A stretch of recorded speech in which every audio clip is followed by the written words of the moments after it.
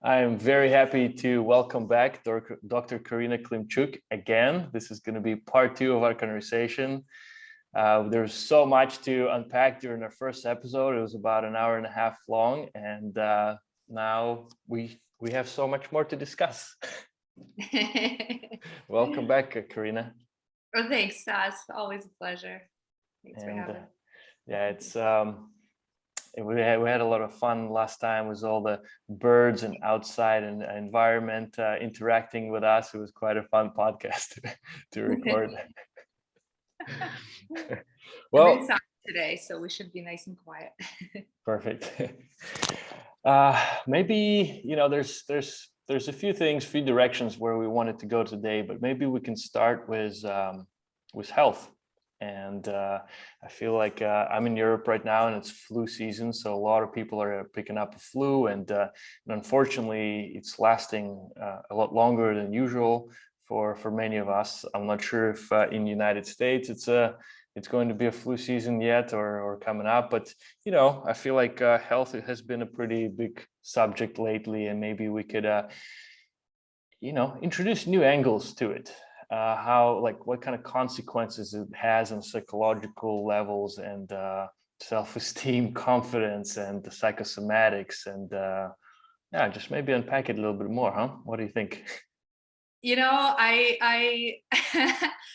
I'm amazed at how quickly I already want to challenge you on something.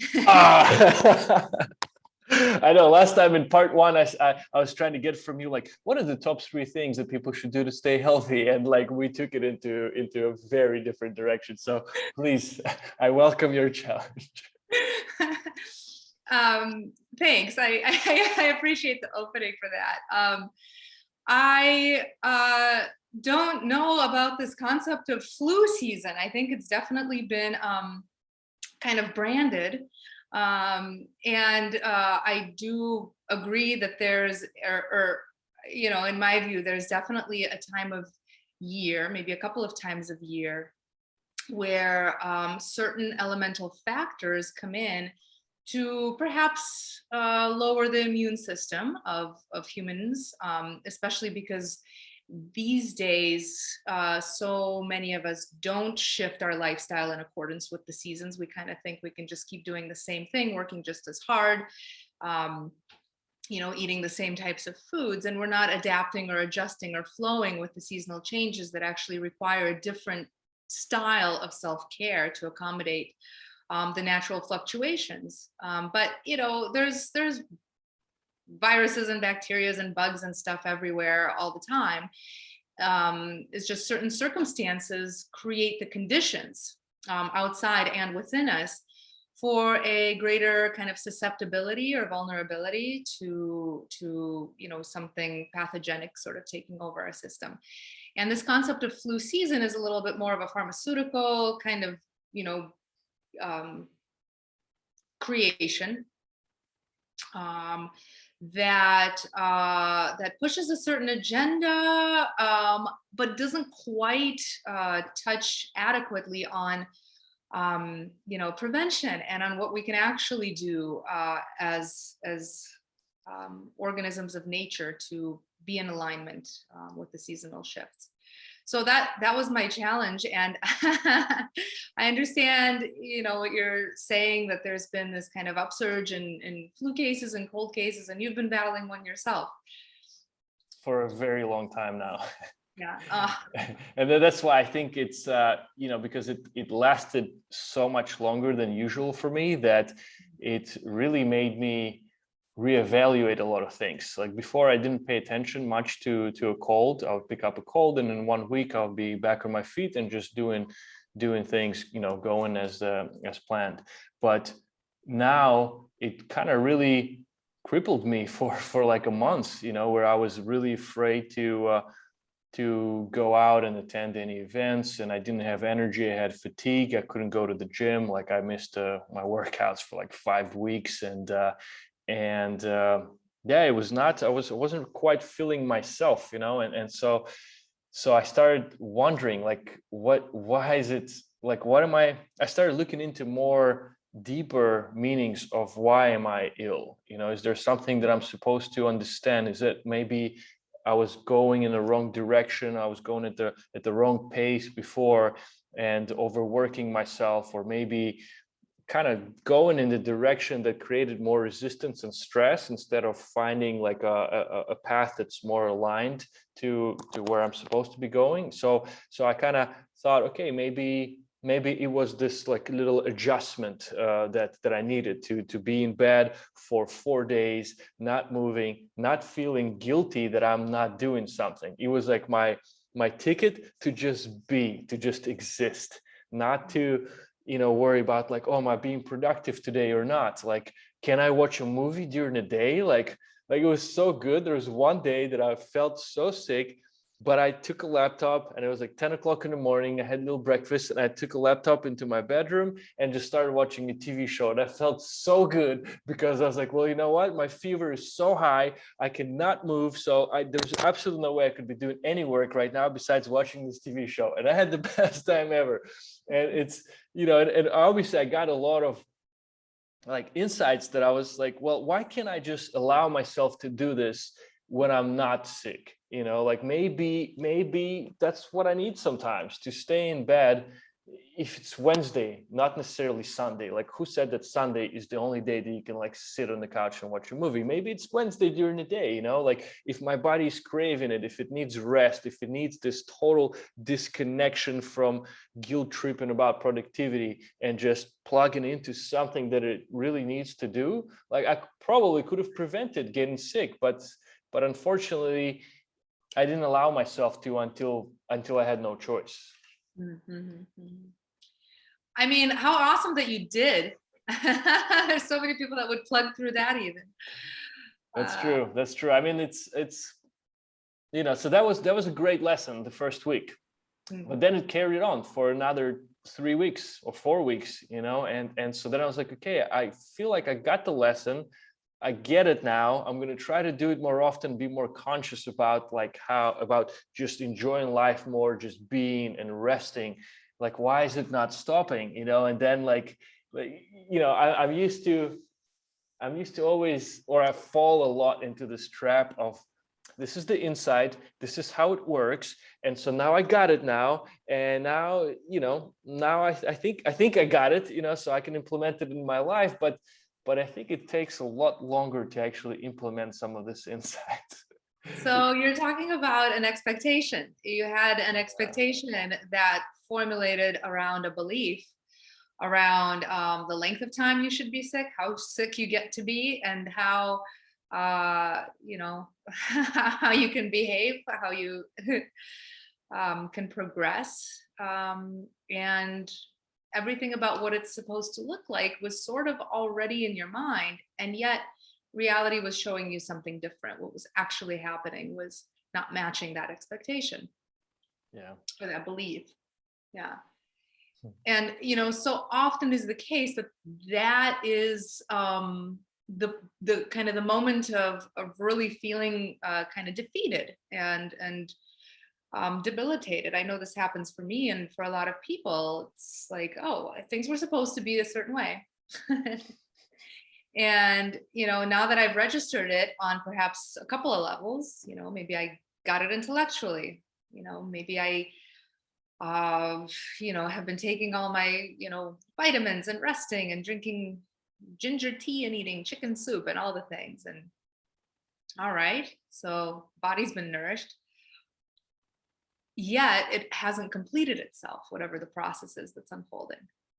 And then it can really feel like, gosh, what went wrong? Suddenly this dialogue starts. Did you notice some similar pattern?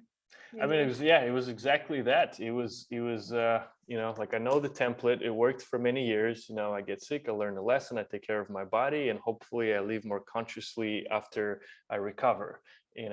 But this time it just kept happening, and I kept going, deeper and deeper into like trying to uncover what's really underneath this, and it's kind of got a little scary for a while, because I started feeling that social anxiety and started really things were coming up on surface that normally don't come up during a regular 1 week cold.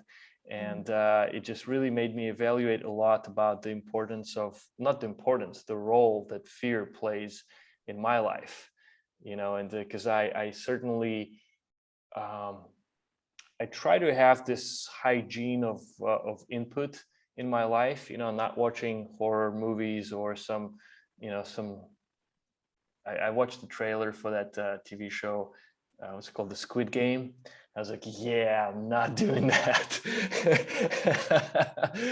Just having like a more cleaner input of information that's not gonna disturb my inner peace, and so I've been quite careful with that, and not watching the news, not participating, and vaccine talks so much, and just kind of keeping the course. And yet the fear did penetrate me.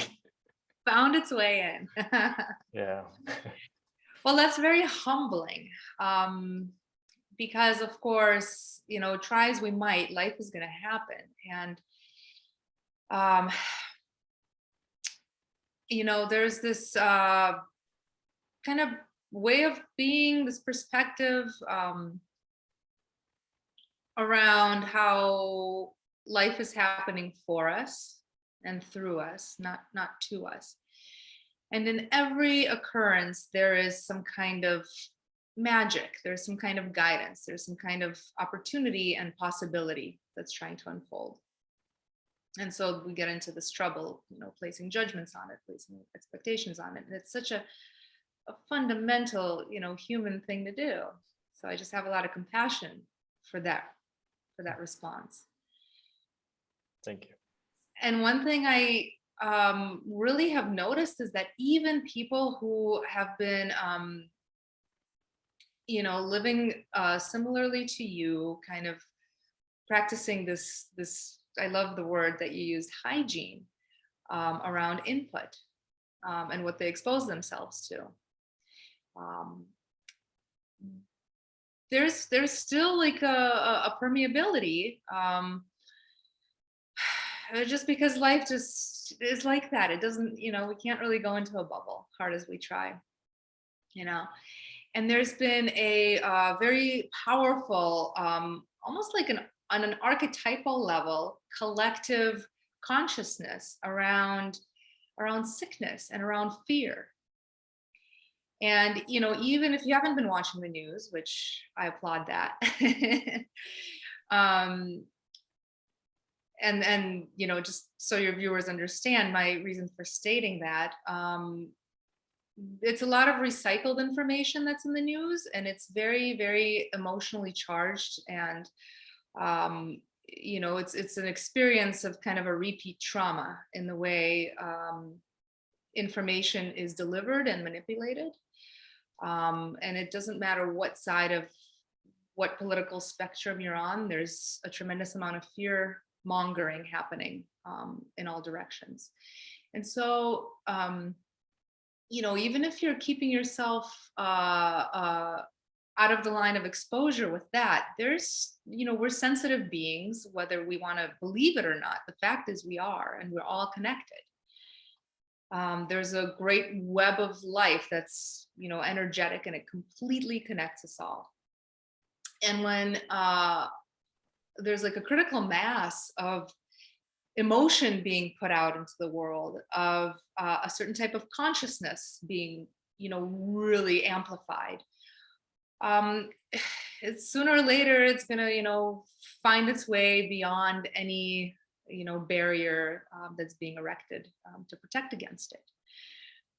And I would want to kind of gently challenge this notion too of inner peace, and say that true inner peace is not dependent upon circumstances. True inner peace, which is sort of this ideal of attainment, right, is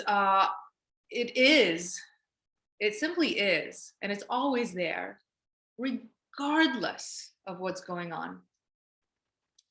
So just a gentle sort of pinpoint in that concept. That you're still very much alive and very much human, which means you're going to be sensitive and permeable and have more work to do. That's why we're here. The work never stops. Yeah, there's always And that's a choice some people make to go numb, or to go asleep, or to bury themselves in distractions, and whatever it is that's meant to come in or nudge you, it comes in eventually. Can't be outrun. So how do we prepare? How do we prepare? How do we become like the rubber ducky on the ocean and kind of go with the flow of life? And understanding that we're going to be taking hits, understanding that, despite the picture that, a lot of media shows, humans are vulnerable and sensitive, and we all, fall flat on our faces, usually many times a day. And we're good at hiding it. And it's very, it's easy to, compare, like, oh, this person, looks like this, and this is what I read, or this is what I heard, or this is what the programming I grew up with around how things should be. And then it's encountered in reality that, ooh, it's not really like that. And there's this notion that something is wrong. Well, what if that's not the case? What if nothing is wrong? What if there was just a misunderstanding or a false belief that was formed for one reason or another? And what is your ability to then receive new input and kind of adjust your worldview based on what you actually experience in reality, rather than sort of trying to make reality fit into a pre-existing worldview that you hold and being frustrated when it doesn't. Yes. Questioning the nature of reality. And especially, like, I think you touched on something that's been like, I've been talking to a lot of people recently. Maybe it's my circle of friends, but people are opening up more about how they actually feel, and saying that, like, oh, I struggle with depression, and others like, I struggle with depression too. I'm a life coach, but I actually struggle with depression, and it's so many people experience this feelings of anxiety and depression and low self-esteem, even though they are the coaches who coach others how to have the confidence, how to be healthy and happy, right? Like, I wrote a book about the happiness, but it doesn't make me the happiest guy. I actually started finding myself more in the trenches, because I started digging deeper, and more came out, and not necessarily the bright and nice things, like the more shadowy things came out, and to a point where I'm working with a healer, and she said something. She's like, well, you've been covering up your volcano with a blanket for some time, but it's not working anymore. Wow, that really paints a picture. That's powerful imagery. Yeah, and that's like how I've been feeling lately, because there's only so long that I can have this mask of being a nice and positive guy, and just really always smiling and uplifting others, but there's also another Isn't side it of me. exhausting? So exhausting. Yeah. And I think that's why the volcano is coming, because it's very difficult to exist only in one plane, and then keep the other part for yourself, when a lot of us are out there and we're happy with friends and everything's great, and then we go home, and then the shadow comes out, and then we feel depressed, and we yell, and we're angry, and we go nuts. And then it's so easy to, of course, label it as something is wrong with me, because you acknowledge one part but not the other one. Of course, that creates friction, and it feels like a lot of people have been experiencing this friction lately. Yes, we've made ourselves very small, and all for the sake of promoting this value of perfection, of illusion. To your point about like coaches, and this is everybody, anybody who's in a public eye, anybody who's working with others, around supporting their life journey, their transformation, there can be a tremendous amount of shame. How can I be telling somebody or supporting somebody in, being a certain way when I have all these gnarly, little critters living in my basement that I only hide, or I hide from the people I'm working with and from the outside world, and only kind of spend any time with when I'm really alone, and it's just this kind of very private thing, and shame, that's the nature of shame. It loves to hide, and it makes us hide these parts of ourselves. Well, that comes at a great cost. It's exhausting, and it's also really, really, really like keeping a part of ourselves in prison for a big part of our lives. Why? The shift that I would love to see happen on a grand scale is the valuing of authenticity more than the valuing of some kind of external presentation of perfection. And I can't tell you how many patients and clients I see who have this striving towards some, image of perfection. And it doesn't even have to be as extreme as perfection, but something that is in their mind socially acceptable and perhaps even emotionally tolerable to them, given how they grew up and what they were told how they should be or shouldn't be. It's like the number one telltale sign that shame is present anytime the word should in any of its forms appears. There's this, kind of like disciplining and programming that's going on. So you should be, watch out, or else.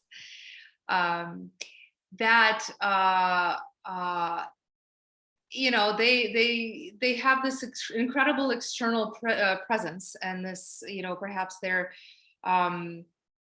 followed by tens of thousands or hundreds of thousands of people on social media platforms, or perhaps they're very famous on, in the movies or television.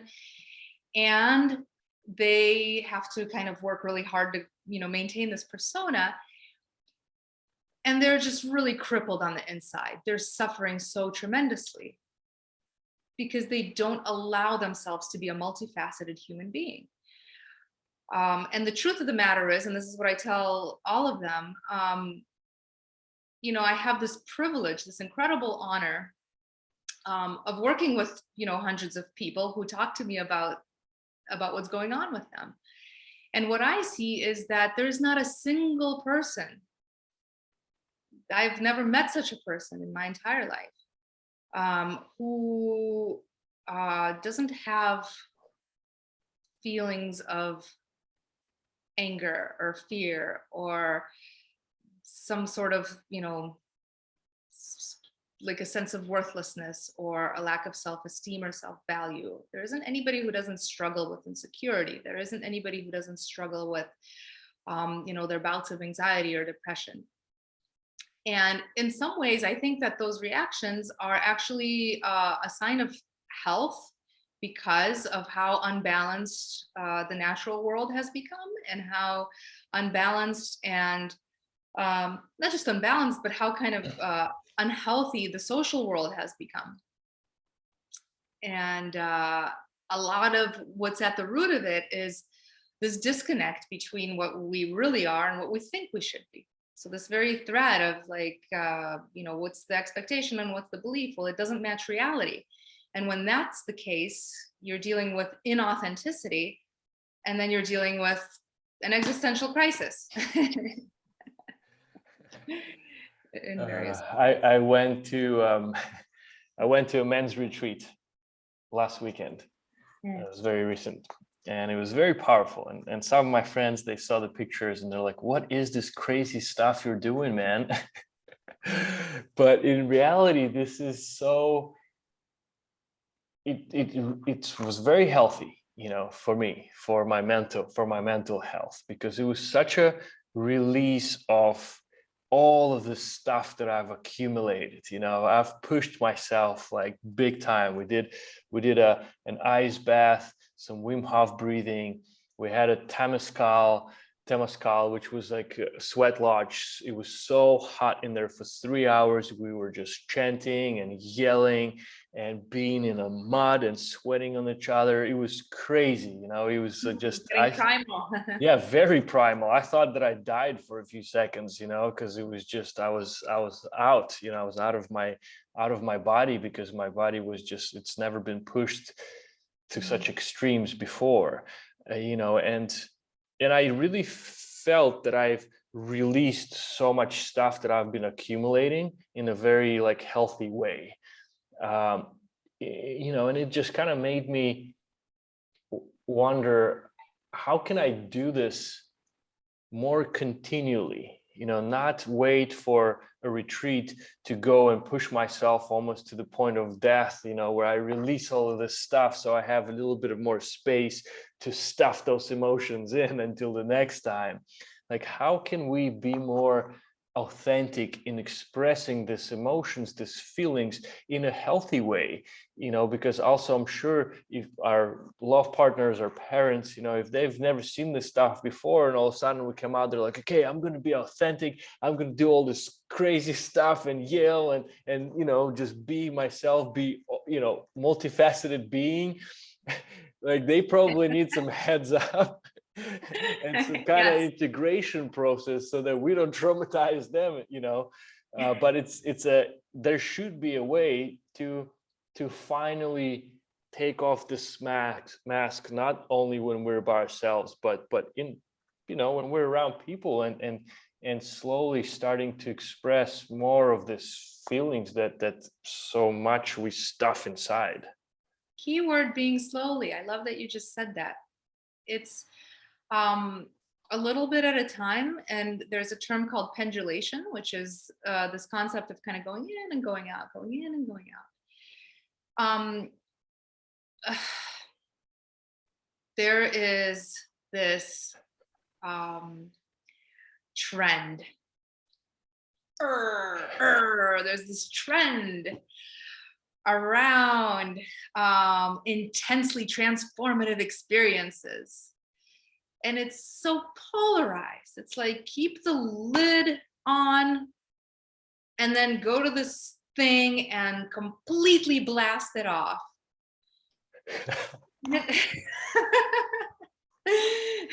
And it's not even a blanket over a volcano. It's like, I don't know, like some iron lid. It's like one of those pressure cookers where it's like going crazy in there and it just won't come off, but then it does. Then you kind of, put the structure around it, and you have this weekend retreat or whatever, and it just So a couple of things that happens with that: it's very overwhelming, and it's also very addictive, because it sets us up for this sort of cycle, like when people talk about this in like relationship counseling all the time. People get addicted to the highs and the lows. Things are so great, and meanwhile everything's accumulating underneath, and then there's this big blow up, and then there's the wonderful makeup sex, and then things are great again, and then there's accumulation, the big blow up, and it becomes this really addictive cycle of relating.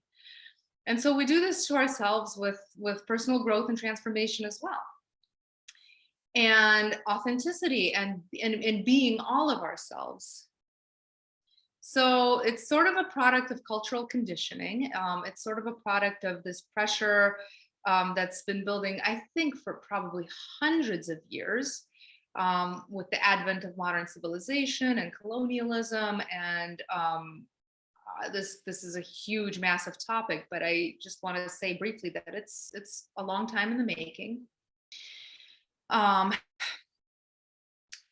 And to kind of reprogram and reset that, well, that, again, has to be gentle and has to be slow.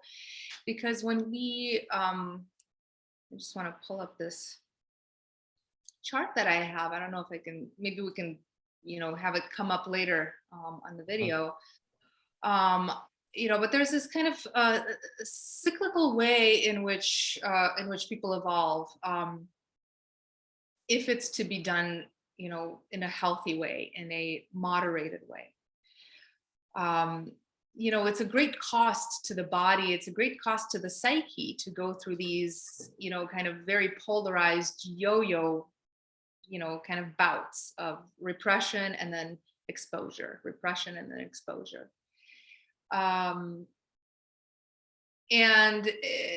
Like you were saying, you've kind of been sick, and then you go to this, retreat, and then all of a sudden you're, uh, about to, thinking like you're feeling like you're gonna die. It's taxing. It's taxing on the body. It kind of, costs a lot of life force energy and essence and Jing for anybody who's into Chinese medicine. And we don't really integrate on the deeper level if there isn't the time for nourishment and rest and reflection. There's this sort of addiction and bombardment of this pattern of like insight and action. Like, oh, I just learned something new. I got this insight, whether it's something I discovered and it came up from within me, or it's something I got, from a book or from a retreat or from a podcast or wherever it came from. It's this like, aha. And all of a sudden there's a rush of endorphins. There's an excitement. There's a new lease on life. And you want to put it into action. And there's all these different steps that are taken to sort of implement this new exciting piece of insight, and it's addictive because then it's like, I want more of that. I want to get this rush once again, and take the next action, and get another rush and take another action, and just get higher and higher and higher and higher and higher, and wear myself out in the process, but have the biggest house and have the biggest bank account and then die. Okay, where's the room for the integration piece? Where's the room for any of that to actually settle into your being, so you embody the very thing that you're learning how to be and how to do? So there's 4 points on this wheel. After the insight and the action, there is an element of nourishment that's required, because we just expended a tremendous amount of energy. And believe me, if you were to look at a like an fMRI, which is a functional MRI, brain imaging, to see how much incredible activity is going on during this time of insight and action. And this is one of the things that happens a lot with plant medicine journeys and psychedelic psychotherapy or psychedelic experiences.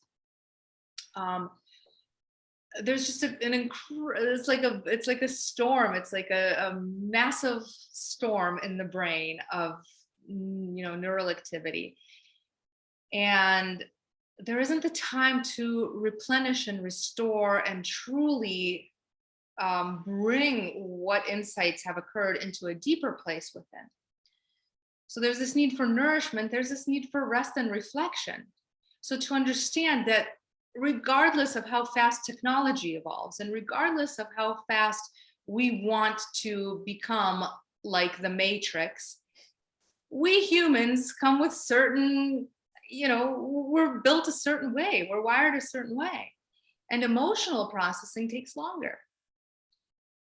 Someone is only as fast as their slowest part.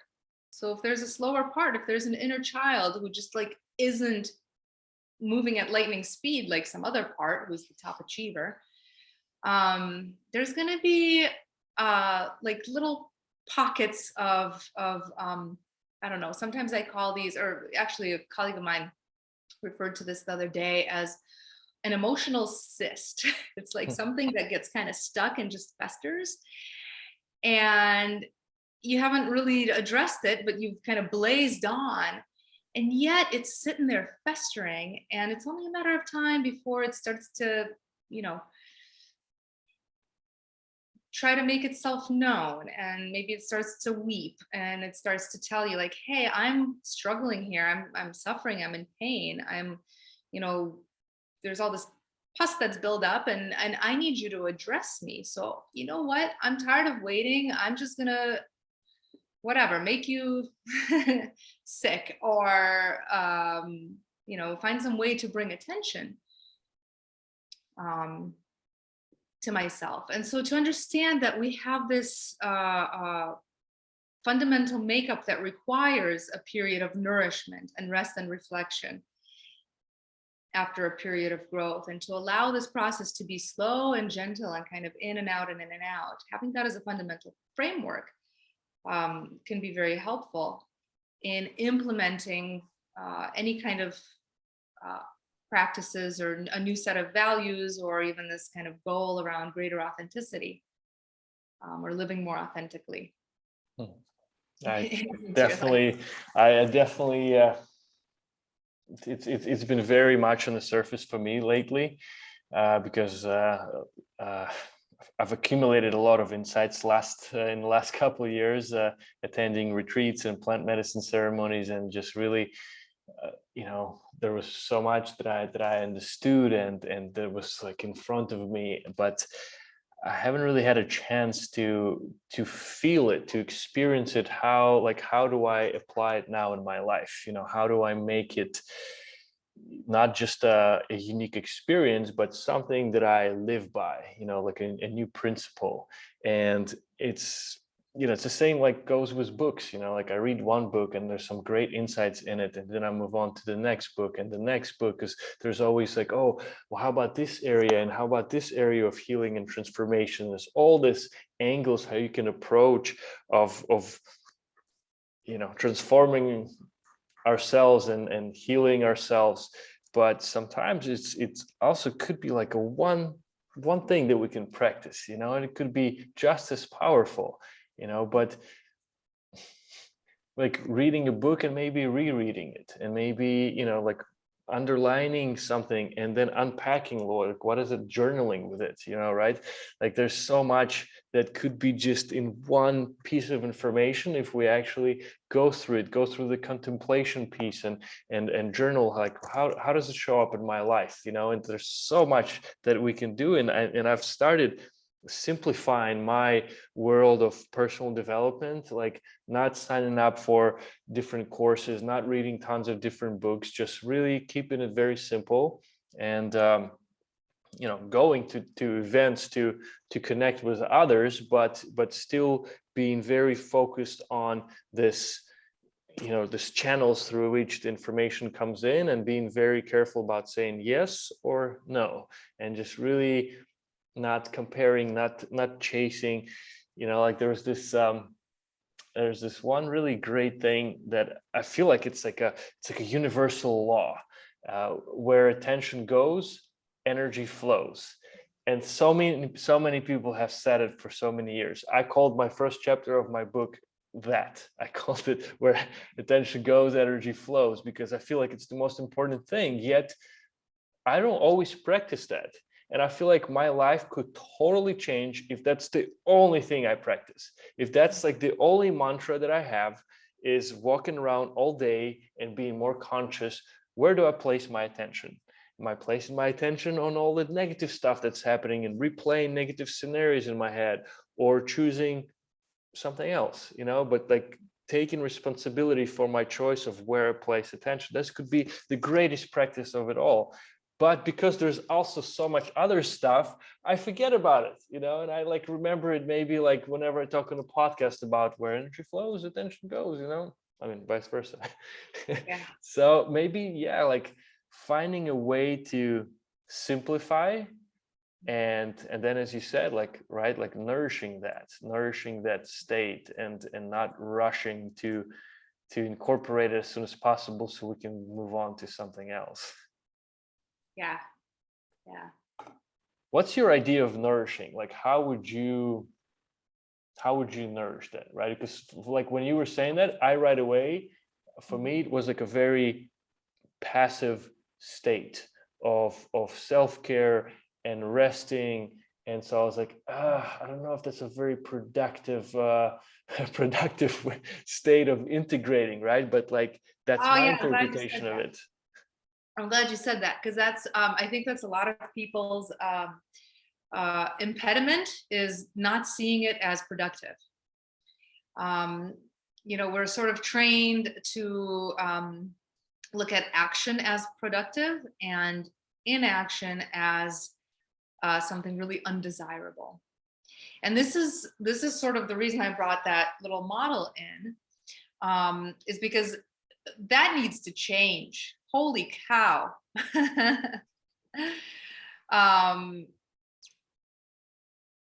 So inaction, and whether it's something like, well, anybody who's tried meditation and had a difficult time of it knows that it's not that easy to be still.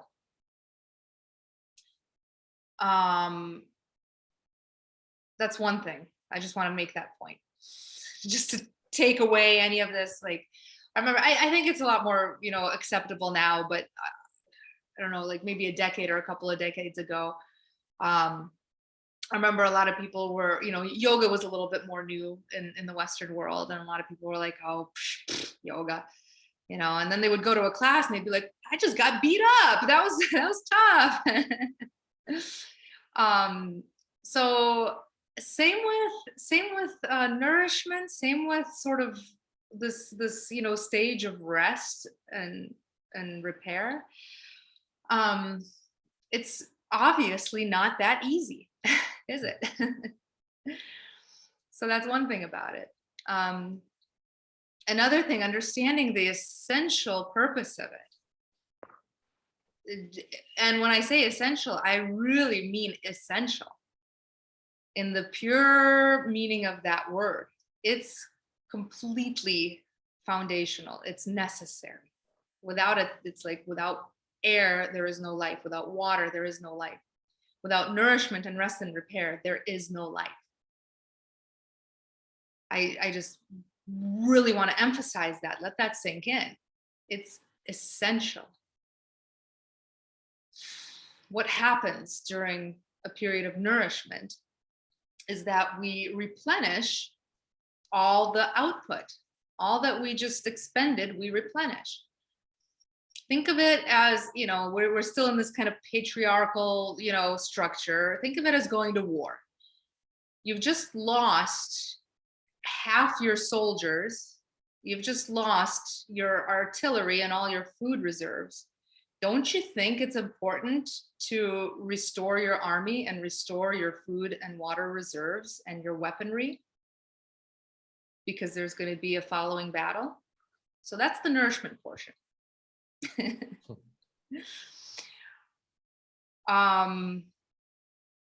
What about rest and repair? Well, any warrior, and this is, the reason I bring up this metaphor of this warrior archetype is because it's kind of like that. It's kind of like going into a battle, because the warrior archetype is what propels forward motion, is what propels evolution, is what helps us, not only set healthy boundaries, but also literally move forward in life. It's the energy and the archetype of the warrior. So this analogy is fitting in that way, I think, as well. So every warrior coming back from battle, think of like the great Greek myths, and if you've ever seen the movie The Odyssey, Odysseus comes back and it's like, oh, the feast. First it's the feast, and it's just, cleaning off the dried blood and repairing the wounds and really resting and regaining strength and, in preparation for the next round. It's very important, and during that time, what happens is that the lessons and the insights and everything that sort of got unearthed during the discovery, the insight period, really has a chance to settle. It has an opportunity to kind of land. And if it doesn't land, what happens is it gets stuck in animation. It just kind of doesn't have a place to go. And what this can look like is somebody who has like book knowledge about something, but doesn't actually know how to implement it in their life, or doesn't actually embody the wisdom. And that can really be a very kind of half present, half empty kind of way of living. and that's not to judge it. It's to just kind of bring a little bit of awareness to um, how depleting that can be to live in that way, to the self. Yeah. Um, and so when there's this period of nourishment and rest and regeneration, and the wisdom gets to, really come forth. It's like the difference between knowledge and wisdom. An insight is knowledge. Something is like, oh, I know this now. I see this. But then how do we transform it into wisdom, into a deeper knowing, so that instead of having to think every time you see, a flame, oh, that's fire. I've identified that as fire. I should not put my hand directly in it. Otherwise I will get burned. It doesn't have to be thought about. It becomes sort of automatic. It becomes embodied, ingrained, and it becomes a part of the, kind of solid foundation from which we can continue, building our personal empire or just walking on our journey. Well, you were saying that I had this image of painting like a beautiful picture, and then while the paint was still fresh, like running around with it, like, and showing it, and trying to like do something because it's so exciting that I have this painting, right? And in a way, that's how I felt after many retreats, where I go through this experience. I'm like, okay, now I need to ride the wave.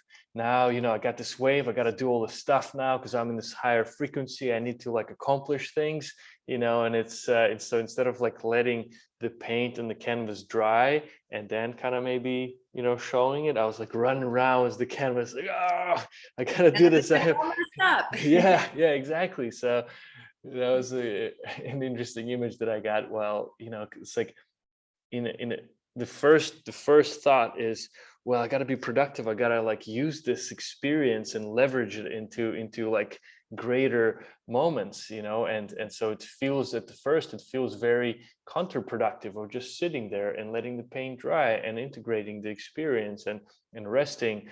Yeah, because I think that the point is, with a lot of retreats, the problem is that we ride the high for the first week and then it's done, and so like I think even like some very famous people who lead retreats and have thousands of people attend their retreats, they always say like, yeah, there's about 3 to 5% of people who actually do stuff after the events. The rest of the people, they ride the wave for a week and then they're done, and then they come back to the next retreat. It's a problem. It's definitely a problem with these things, because it's the integration piece is missing. Mm-hmm, mm-hmm. And again, it sets up that kind of addictive behavior, that like, that seeking for that high, for that, that moment of insight and action. And then it's just, you just keep running after it. And it's, life lived a little bit more on the surface, I think. Yeah.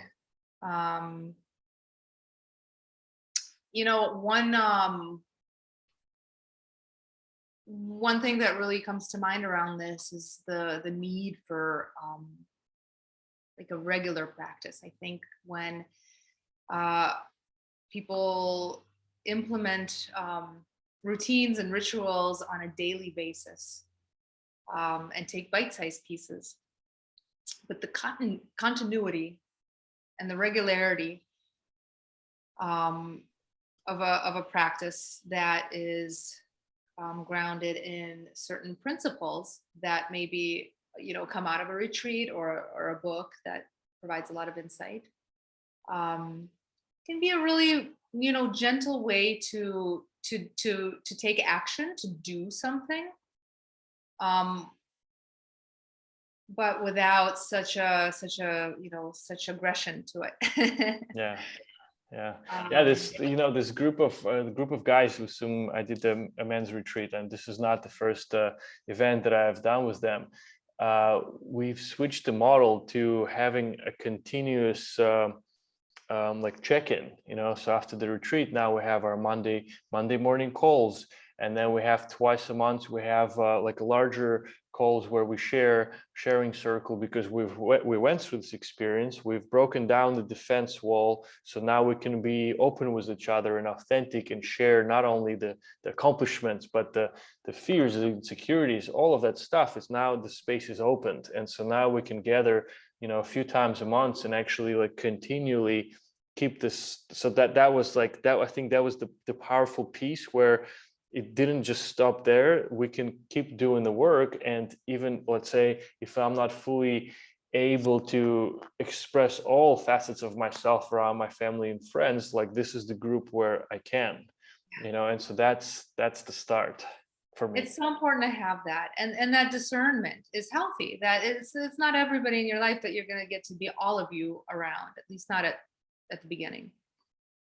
That tends to happen with people who are on this path. Their circle gets smaller and smaller because they insist on being fully themselves, and not everybody in their life is necessarily appreciative of that or can handle it, and that's okay. And so having these places where you can come together in this community that's safe, that's sacred, that's supportive of each other's unfoldment and authenticity, and having it be kind of a regular occurrence is a great, it's a great container. It's a very wonderful practice. It's healthy, and it's really essential. It's another one of those, that I put into the category of essential. And the early people knew this. Indigenous people know this. Those that have retained their indigenous way of life and practices. There is a certain wisdom to being human and living on Earth that a lot of modern folks have lost touch with.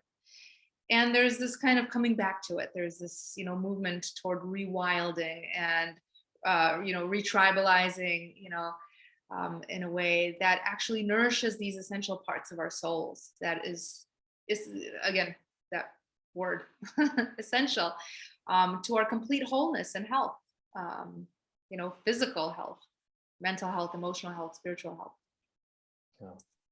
Yeah. I think that that's really a really key ingredient as we move into kind of reimagining, how to live on Earth, how to be here, for however much longer we get to. It's a really key piece to come full circle and really embrace slowing down to the pace of life. Beautiful. I wanted to maybe introduce one last element that we could discuss, because I feel like it's part of the, in this conversation about authenticity. And you can pause here because I'm at 10% and I need to just charge up.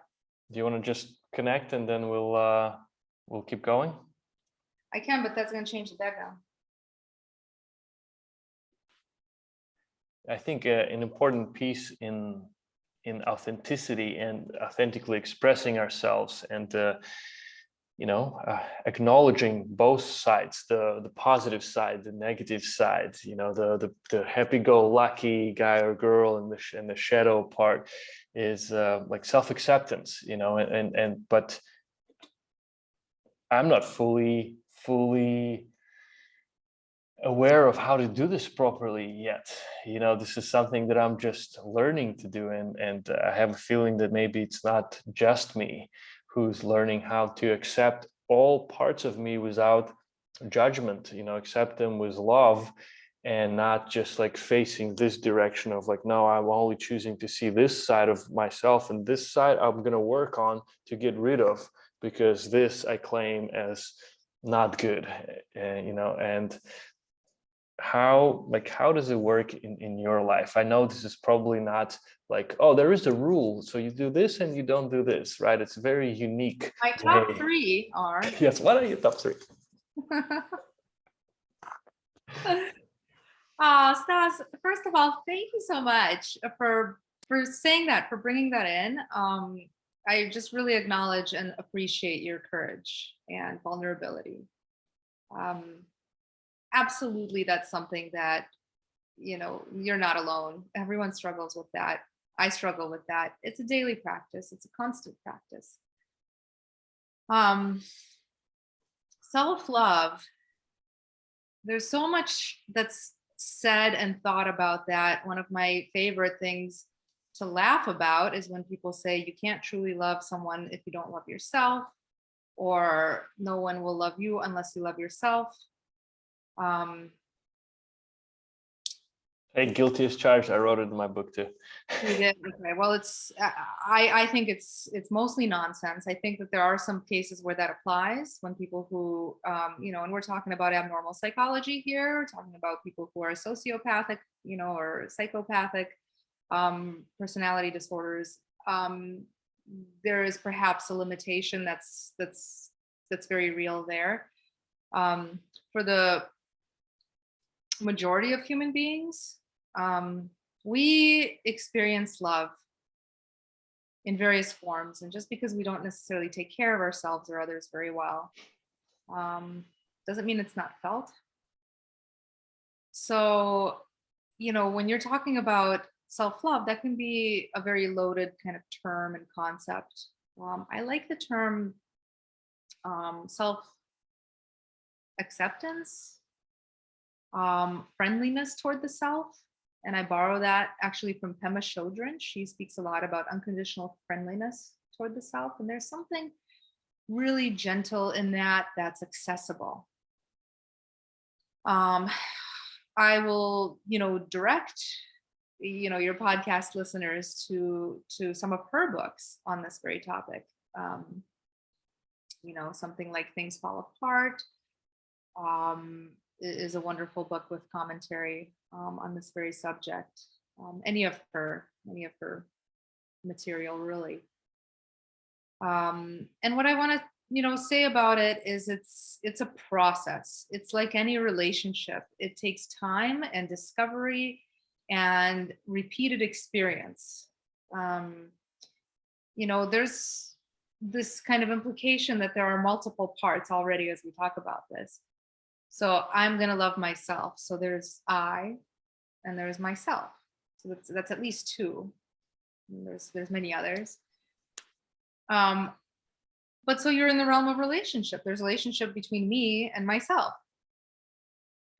How does the process of trusting develop between two people? How does the process of safety and security develop between two people? Well, it's slow, and it requires repeated experiences with one another that test boundaries, that test limits, that establish boundaries, that establish constancy. We abandon ourselves so often. Like I knew I was going to talk about this.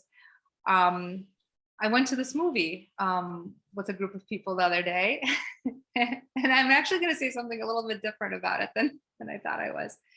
And I was the only one in the group that didn't like it. And I noticed a moment where I abandoned myself, because instead of being very honest about why I didn't like this movie, I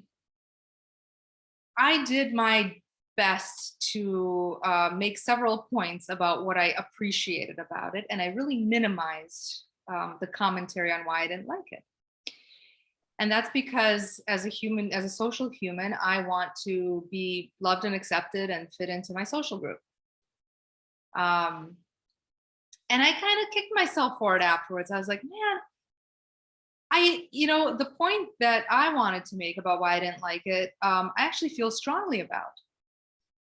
And if I'm finding myself in a group of people who, can't tolerate my point of view being different than theirs, then I need to, ask myself questions about why am I in this group of people. But I didn't even, take it to that, next step. I already self-censored to a certain amount. And in that way, kind of subtly abandoned myself. So this is a very, simple kind of subtle example. But we do things like this all the time. And so this, move toward, living more authentically and more fully involves catching moments like that and having a lot of compassion. Like I can recognize that, yes, there's a part of me that wants to be loved, that wants to be seen, that wants to be accepted. Why wouldn't there be? Why wouldn't there be? I'm a human. Of course I want to be accepted. Of course I want to be loved. So compassion with that, compassion with, whatever it was that kind of precipitated this little mild self-abandonment that actually felt like an assault against myself in some ways. And then I'm trying to remember what else I wanted to say about it, but I forgot. But Podcast part 3. Yeah, podcast part 3. But as I recall this example, it just occurs to me how how easy it is to fall into these trappings, and it requires effort to stand in one's truth and authenticity, until it requires less and less and less effort, until there's less to lose, because at some point there's what I stand to lose for being authentic is somehow more valued or more important than what I stand to gain. And then there's a shift that happens, that what I stand to gain becomes more valuable to me and more important than what I have to lose, which is parts of myself or my authenticity or my power, for example. That's so, yeah, it's like in a relationship, right? I mean, if I feel not just romantic relationship, but any like friendships, right? Like I feel that I may lose those relationships if I express all facets of myself, right? And but then are those the relationships that I want to have? If people accept me only for this side and not this side, then is it truly a beneficial relationship? But then also I think the other side of it is, well, what if they actually do? What if they don't mind all assets of me, but it's me who's created this image, like, well, if I start showing on this side a lot more, then they're going to turn away and leave. So it's like I haven't even experienced and haven't even put this to a test to see how those people truly feel about me because of this projections and illusions that I'm building around me. Yeah. That's a great practice, asking the question, what can I, what can I gain here, or what wonderful thing is happening, or what would it be like to be completely loved and accepted for exactly who I am, by this person or this group of people. What would that be like? Is that here? I wonder. Let's see. So this kind of curiosity and this little shift, this little kind of reframe in approach. Wow. Well, perhaps this could be the homework for everybody listening, and for us sharing to actually take this on as a practice, just to see something new. Yeah, I have more work to do around that, so I'm absolutely taking it on. Perfect. Yeah, I'm gonna honor our conversation about valuing the insights that we receive and integrating and nourishing, right? And taking a pause and choosing what we want to work on. And I think my main practice is going to be that of slowly starting to integrate all parts of me and treating them with compassion, not judgment, and also seeing how it reflects, in my relationships, to see, how people are handling that. I want to hear all about that in session 3, or Yes. or what do you call episode 3? Yeah. Part 3. I'm gonna have a separate podcast just for Dr. Karina Klimchuk. A separate show, Conversations with Dr. Karina. I love it.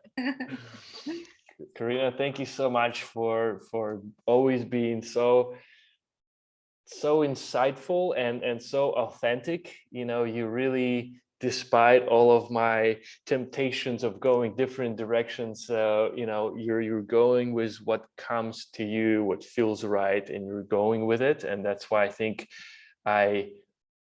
you know, for me personally, I hear what I need to hear, not what I want to hear. Hopefully it works the same for the people listening to this podcast. And thank you so much for your time. I know we've tried to make this podcast happen for quite a few weeks now, so we did it. And and it's like right before the lunar eclipse, so everything aligned perfectly. Thank you so much. And maybe if you could share a few final words and where to find you, how to connect with you. Yes. So first of all, thank you. I feel really honored by everything you just said. And I really, really appreciate the space you hold and your flexibility and just being open to these conversations going where they do, because we kind of meander in this really, really cool way that I just really appreciate. You know, my practice is shifting right now. I don't know what's going to be happening when people are listening to this particular podcast, but my website should have all the updates, and that's kaiwellness.com. I'm not sure what it's going to look like but you know, the energies around this eclipse and everything that's kind of happening at this time in the world